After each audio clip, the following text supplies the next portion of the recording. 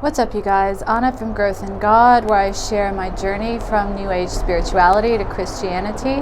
This is why I created this channel, and I've decided that it was time to share my actual testimony, what brought me here, what my history is, and why I created this channel in the first place.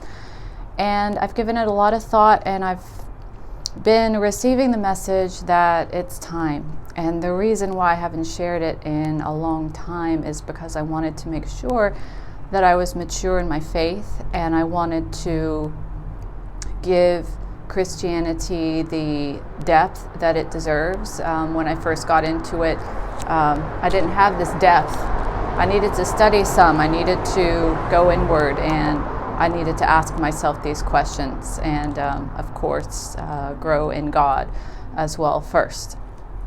So, all right, here goes. I guess it all started in around 2011.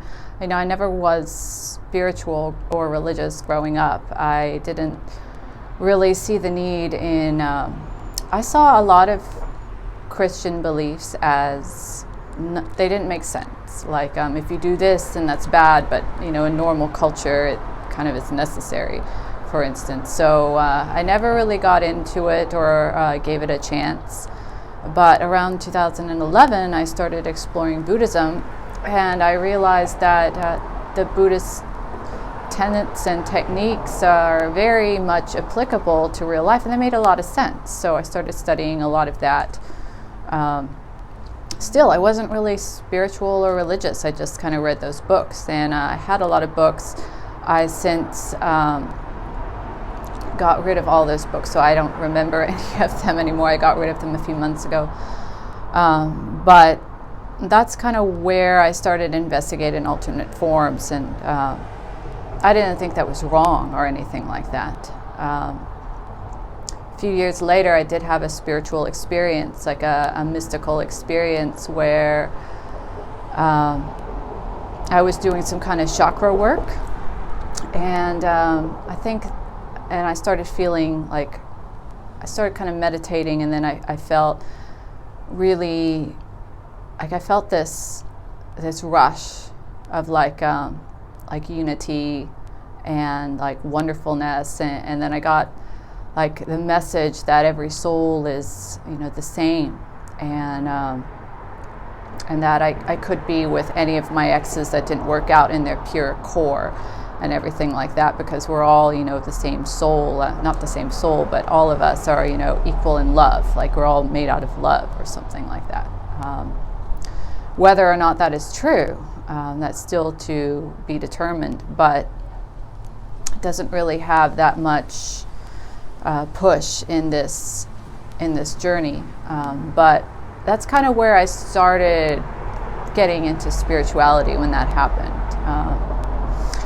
And I started watching a lot of YouTube videos, and I landed on a bunch of YouTube videos talking about New Agey things, like a lot of secret knowledge, mystery school stuff, astral travel, like lucid dreaming, third eye chakra stuff, crystals. That was also interesting. I think I got into that probably 8 or so years. I was actually, I guess this journey started in 2009 when I started yoga, because I went through a horrible breakup. I was in a lot of pain. I had to leave the country I was in,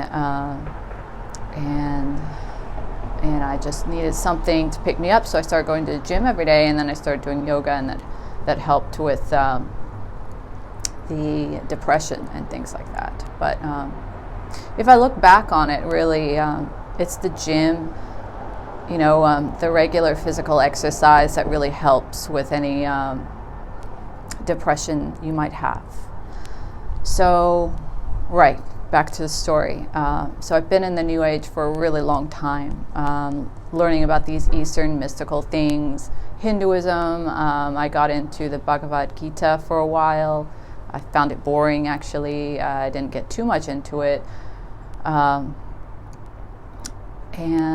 Buddhism, everything like that, and then I got into really hardcore New Age stuff. I watched these YouTube channels every single day, Kundalini energy, Kundalini yoga. I did Kundalini yoga for quite some time. I researched that. I read a lot of books on Kundalini yoga because I was afraid actually, like, sometimes you can get psychotic from this Kundalini awakenings and stuff. So I wanted to make sure that that didn't happen, and that was all like controlled, everything like that. Then I left it. So I think what did it was the New Age videos. I watched a lot on YouTube, a lot of self-development work. I was always, at first, I was wanting to be successful in my career and find the perfect job, find my life purpose, all that stuff. Then when I realized that success is just, you meet a bunch of narcissists up there, I started to redefine my vision of success. And I got into more spiritual pursuits. And I think the turning point was when I decided it was time to go to a shamanic retreat. And I went to a shamanic retreat. That changed everything. That was a huge, huge shift. I had a lot of mystical experiences there. Some of them were integrating into like one soup kind of thing. One of the experiences were it's like a death experience, going to hell and then coming up, and then receiving all the secrets of the universe inside of me, and my heart exploding with unconditional love. And the reason why I tell you these things is because after that, some other things started happening. And I also want to note that something I learned along my journey is that experiences don't always mean that they're truth. They could be influenced by things. For instance, if you are drunk on alcohol, you're going to experience things that might not be reality. And so, yes, just because you have an experience doesn't mean that it's going to be truth. Experiences are great, and they're one useful data point, but you're not going to know the whole thing. So that's why I tell you these stories. See what else. So I felt really, really good after that. I felt whole, and I felt like I was ordained to do something. I actually felt like I was a light worker. And that I had a special purpose to enlighten everyone and help everyone move up in their lives, be successful, find their truth, find spirituality, all this stuff. So I thought that I was a light worker. I came home, but I guess the weird stuff started happening when I realized that I couldn't sleep. I was afraid of the dark for some reason. I felt innately that there was something in the dark. And this went on for months and months. I could not sleep alone. I had to open the window. I slept alone, but I had to open the window to the moonlight to see everything outside. I couldn't sleep in darkness. I was afraid of the dark. I didn't know why. But I felt like there was something open, like something was open.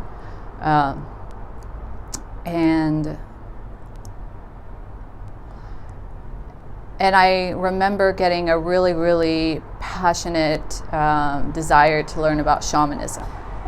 So I was learning about all these shamanic books. I had probably 12 shamanic books I devoured reading. And I remember the first one I read was a really, really big book called Shamanism by Mariela Sale or something like that. It's a very, very famous researcher on shamanism. And I recall, the only thing I recall out of that book is that those who are called to shamanism need to heed the call, or else really bad things will happen. And the only way you can get out of it is if you already belong to Jesus Christ. That's the only thing that I remember out of that book. That book didn't scare me, actually. But then I was reading other books, and I came across this shaman's blog, and I was reading her blog, and at first I was like, wow, this woman is amazing. But I remember one article I was reading, and she was talking about how she tried to ignore her call to shamanism, and a book on shamanism fell open to the page of the bad things that will happen to you if you ignore the call to shamanism. And as I was reading that, like I felt this metallic metal like feeling flow through my entire body, and I felt paralyzed with fear, like fear that I've never felt before. And I gave it to my friend, and I said, hey, what do you think of this? What do you think of this passage? And he read it and he was like, sounds fine to me, like not fine to me, but it's like, doesn't evoke any kind of emotional reaction in me. It just seems like she's explaining what happened in her life, and every time I started reading it, I felt this like metallic thing flow through me, and like feeling and like paralyzing fear. And I remember like that night I was in bed, and well, actually I was in bed, and I thought, okay, maybe, I've been out of reading that for a couple hours. Maybe I try and read it again to see if it's really like legit. So I read it again, and just thinking about it brought this like fear and started a panic attack. And as I was lying in bed, I got my first panic attack of my entire life, and started shaking uncontrollably. And I started getting these really, really disturbing thoughts of like demons and stuff. I felt like I was going to throw up, but I didn't. I tried to, but nothing came out. So I was just sitting there shaking in fear. I couldn't like calm myself down. Full-blown panic attack, and I started grasping for anything. I grabbed my phone. I started putting on YouTube videos. I'm like, show me something funny. I need something funny. So I searched on YouTube for something funny, and then it was the stupidest video I've ever seen. I don't remember what it was, but it was so stupid, and it didn't get me out of my panic attack. I was still shaking. I was still like nauseous, trying to vomit, and I couldn't.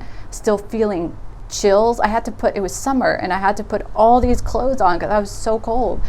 And I was just angry at that video, and so I'm like, Tony Robbins, and I put it to a video of Tony Robbins, and I just sat there listening to his voice, like him explaining about like psychology and stuff. And then like I just said, focus on the words, focus on Tony Robbins. And so like I listened to him for about half an hour, and I could feel myself coming down, and it was like an hour-long YouTube video of Tony Robbins, and about 45 minutes in, like I calmed down and I stopped shaking, and I was like, oh, that's Tony Robbins. The world feels okay now, and I was like, whoa, that was creepy. What was that? So I had that panic attack, and I was scared like for a week after that, and another week later, I was walking with a friend through the forest. We were having a hike. And I had another panic attack, and this friend asked if I needed like a certain crystal to calm me down, because he knew I was like into crystals. And I instinctively said, no, those don't work.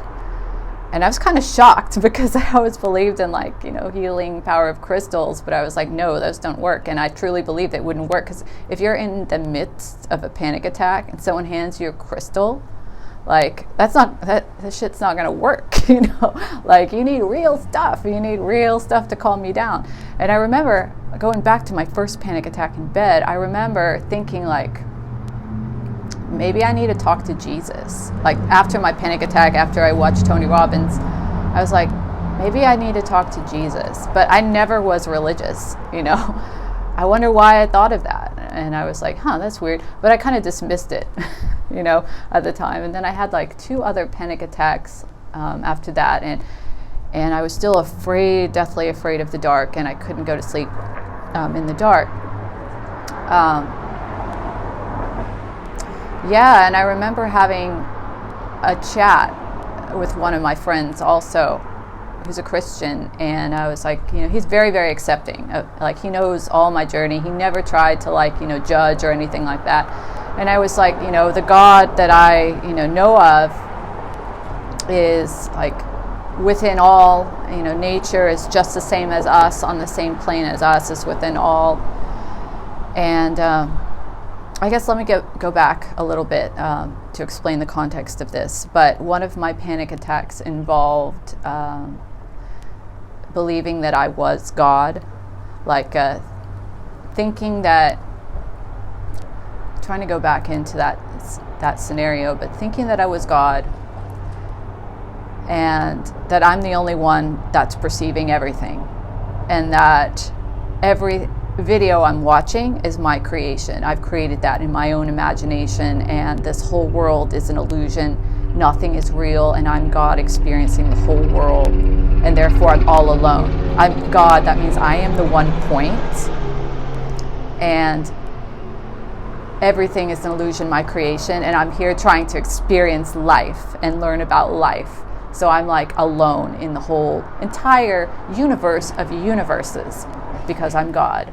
That's all there is, just God. And you're alone, and you're nothing, and you're everything at once. That gave me a panic attack. I mean, I was in the pool, and all I kept thinking is, like, if I'm God, I'm like psychotic, because I'm here not remembering anything, and everything is an illusion. Everything is not real. So that gave me a huge panic attack. I'm like, whoa, I'm God. I'm crazy. I'm psychotic. I'm like, this can't be true. This can't be right. This can't be right. And I was like freaking out. And so that's when I came to my friend and I said, what the hell? And I said, what's going on? And I'm like, what is God? And he's like, well, God is, Jesus Christ and the Father and the Holy Spirit. It's a Trinity. And I'm like, no, it's not. That sounds ridiculous. It can't be a Trinity. What the heck? God is like within everything. God is everywhere, And we were like having this argument, but everything he was saying about God, like the Father and the Son and Jesus Christ, is like God, he came down as man and God. I was like, that's crazy. That's not right, And like, I literally was like, that's so crazy. And you're saying that we're above nature? How could that be? Like, nature can destroy us. Have you ever seen a tornado? Have you ever seen a hurricane? It can destroy us. So that's where I was. And I'm like, you know what? I want to know who God is. I'm sick of all this. I'm sick of these panic attacks. I'm sick of like spirituality. I don't want to be a mystic here. Like, I'm sick of all of these like panic attacks, fears, thinking I'm God, not knowing what's real and what's not. I'm sick of that. I'm sick of that. Just tell me, like, I want to know God, right? So my friend says, you're going to know God. And it was kind of weird. And at first I didn't believe him. I was like, yeah, well, I'm so confused right now. Tony Robbins always says you're confused right before you have a breakthrough. But a few days later, I was actually meditating, and I got this really strong message that said, go buy Doreen Virtue's Loving Words from Jesus cards. Oh, by the way, I was totally into oracle cards and tarot cards at that time. She said, okay, weird. So I bought them and I started reading them, and they were quotes from Jesus from the gospel. And then I started trying to understand what he meant. I started looking up the gospel terms, like the whole gospel page, trying to get the whole context of it. I can't just read a quote and know what it means. You have to see the context, And so I said, wait, the gospel's like right in the middle of the whole Bible. I want to know the whole Bible. Like, I want to get there from the start. So I bought a Bible, and when I bought it, I was like, can't believe I'm doing this.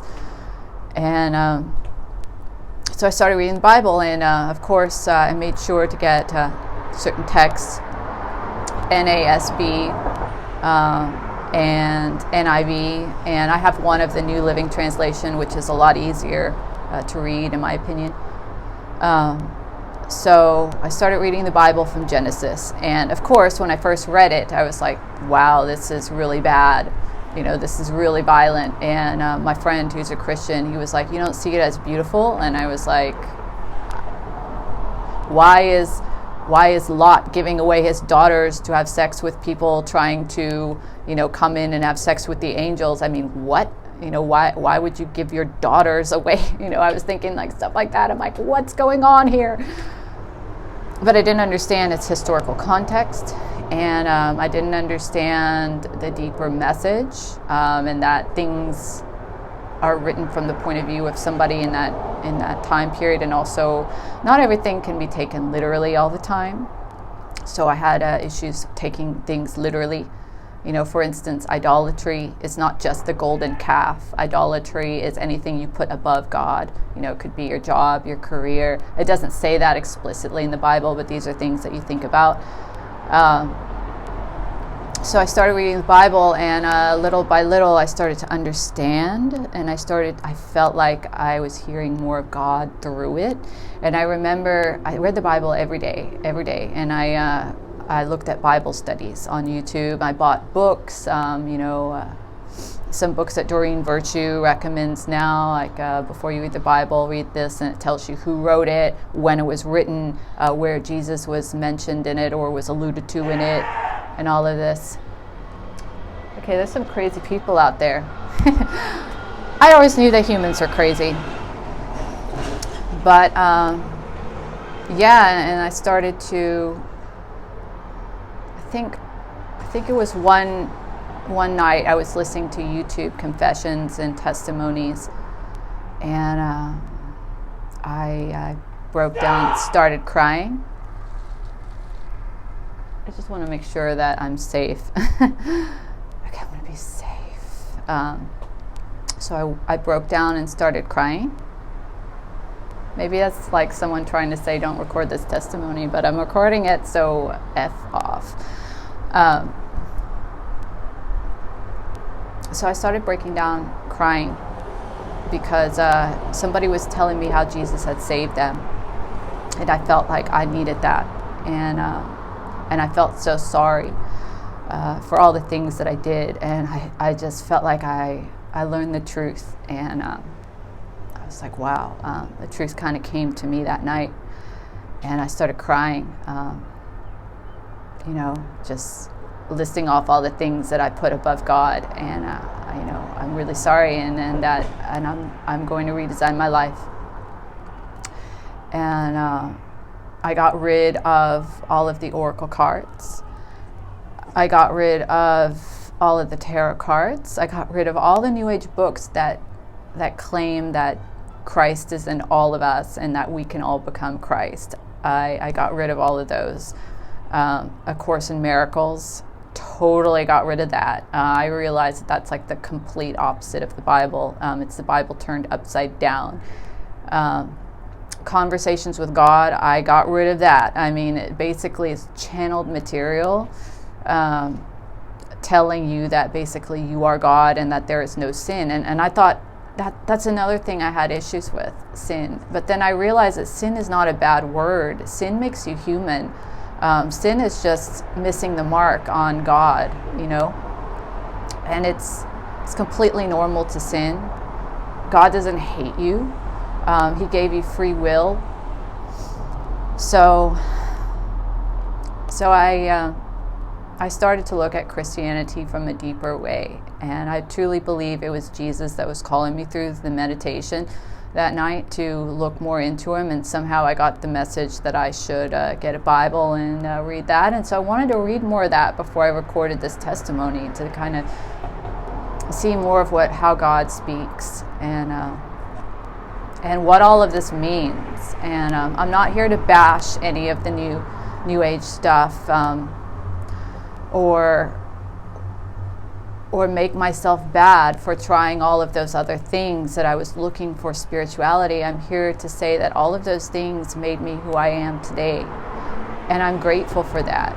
And I'm grateful for God for giving me my life. And I'm grateful for everything in my life. I'm grateful for like the $5 shirt I buy at Target. I'm grateful for the, plant-based soup that I prepare with turmeric and black pepper. I'm grateful for the heart that beats inside of me every day, and I just know that all of this is a gift given to me. And all of this was given by God, and I was wrong. And I thought that I could be God. It's freaky. It was freaky, but you have to admit where you were before. And I do admit that I have a desire to know knowledge and know wisdom. I have that desire, just like Adam and Eve did, just like Eve when she took from the fruit of the tree of the knowledge of good and evil. I wanted to know that. And I felt like I got a little taste of it. And that's when I realized something's wrong.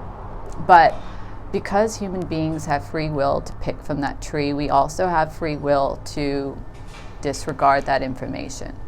We also have free will to walk away from it and know, even if we know what's good and what's evil, we have free will to follow God even after that. And so I believe that God forgives all of us for all of our sins. You know, I have acknowledged that it's only when you admit the truth is when the truth changes. So I got to start from where I am, and I admit that I do have the drive to want this knowledge to be like God. But I do acknowledge that it's better to be humble and to live for something greater than yourself rather than just yourself, and that's when you automatically become better. And all my life I was searching to become better and better and better. Know more and more and more. Be calm, be calm, be calm. From success to spiritual growth to being a light worker, I'd wanted to know this information. And but now I know that the way to becoming your best is actually to put God first. Because when you lose yourself in that and you just follow the will, and we're all lost. I used to also think that the whole image of the good shepherd and the sheep was so degrading, you know, so demoralizing. I want to be empowered. But as I look around, even with this knowledge, you know, even with the knowledge of everything and the awareness, I could see people struggling to find their way. I mean, we all need a shepherd. I, of all people, was totally empowered, and I still am, you know, but now I'm empowered by something different. But I mean, even me looking for Christianity when I first started, it's a mess out there. You need some guidance on what to read, what to take in. You know, you can't always make all these decisions yourself, even though you think you can. You can up to a point. But there are some things you'll never understand, and that's God's territory. And once that we're with Him, someday, somewhere, you know, as God's children, I truly believe that, you know, when the time is right, He'll give us that. So I think I mentioned most of the things in my spiritual journey from New Age to Jesus Christ. It's a blessing to have a personal walk with God. Before, I thought that God was in everything and was impersonal, and it just didn't feel right.